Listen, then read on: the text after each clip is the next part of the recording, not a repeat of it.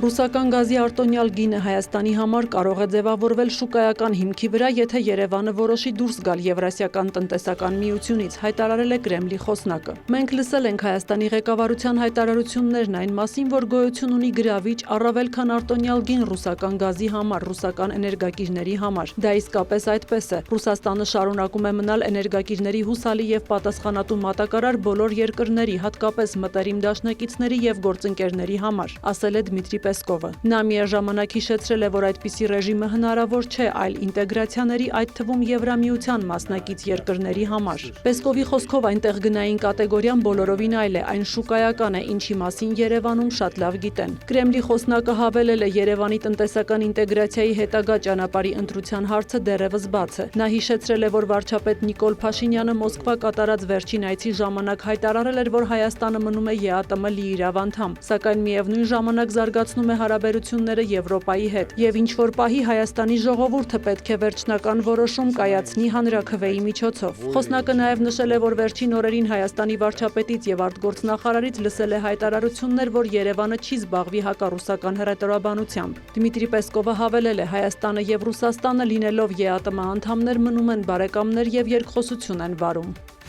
Ռուսաստանն այսօր հեռուստաալիքի գլխավոր խմբագիր Մարգարիտա Սիմոնյանը Վլադիմիր Սոլովյովի հաղորդման ժամանակ հայտարարել է, թե իբր Հայաստանում Ռուսաստանի համար այնպիսի անակնկալներ են պատրաստում, ինչպիսիք Հիտլերը պատրաստել էր իդեմս Ճապոնիայի։ Նա նշել է, թե իբր Հայաստանի վարչապետ Նիկոլ Փաշինյանը 2018 թվականին իշխանության է եկել հակառուսական կարգախոսների շնորհիվ, եւ թե նրա հետ պայմանավորվել հնարավոր չէ։ Սիմոնյանը կարծիք է հայտնել, թե Հայաստանում սով է եւ Հայաստանի քաղաքացիներին հարկավոր է հումանիտար օգնություն, հաց եւ ցորեն ուղարկել, որպիսի նրանք չսնվեն հալյուցինագեն սնկերով, քանի որ ըստ նրա միայն նման սնկերի ազդեցության տակ կարելի է քվեարկել ներկա իշխանությունների օգտին։ Նա հավելել է, որ ամաչում է, որ հայկական ազգանուն է կրում։ Սիմոնյանը նաեւ ասել է, թե Ռուսաստանը կարող է դիմանալ առանց Հայաստանի, բայց Հայաստանը չի կարող առանց Ռուսաստանի։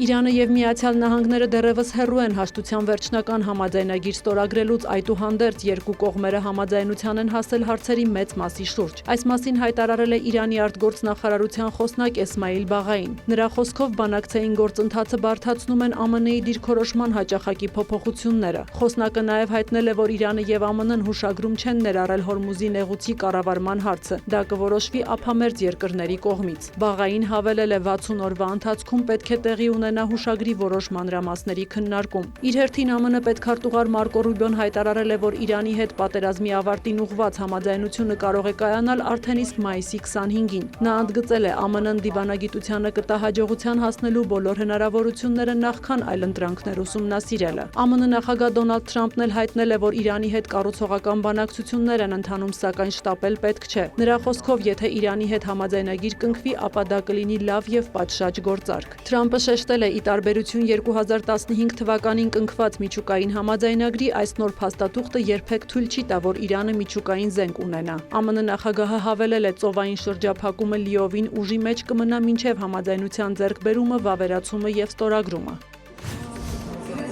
Բելարուսի ընդդիմության ղեկավար Սվետլանա Տիխանովսկայան Ուկրաինայի նախագահ Վոլոդիմիր Զելենսկու հրավերով ժամանել է Կիև։ Նա հայտարարել է, որ անձամբ է ականատես եղել մայիսի 24-ին Կիևի վրա ռուսական զանգվածային հարվածների հետևանքներին, նշելով, որ Բելարուսի նախագահ Ալեքսանդր Լուկաշենկոն կիսում է հարձակման պատասխանատվությունը, քանի որ դրա համար տրամադրում է երկրի տարածքը։ Միաժամանակ նախագահ Լուկաշենկոն Փարիզի նախաձեռնությամբ հեռախոսազրույց է ունեցել Ֆրանսիայի իր գործընկեր Էմանուել Մակրոնի հետ։ Կողմերը քննարկել են տարածաշրջանային անվտանգության հարցերը, ինչպես նաև Եվրամիության եւ մասնավորապես Ֆրանսիայի հետ Բելարուսի փոխգործակցությունը։ Ըստ Բելարուսի փոխարտգործնախարար Իգոր Սեկրետայի, Մակրոնի զանգը վկայում է այն մասին, որ Մինսկի հետ շփումների նկատմամբ Արևմուտքի հետաքրքրությունն աճում է։ Նա նշել է, որ քննարկման շատ հարցեր կան։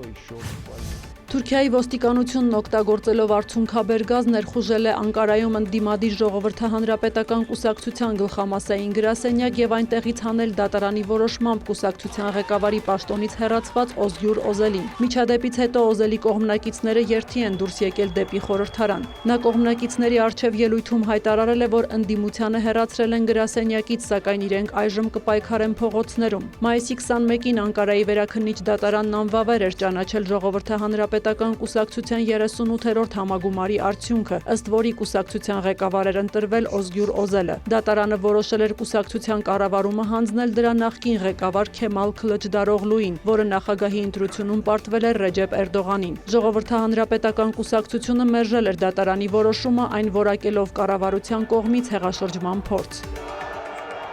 Սյուզաննա Չրաղյան, լուրեր։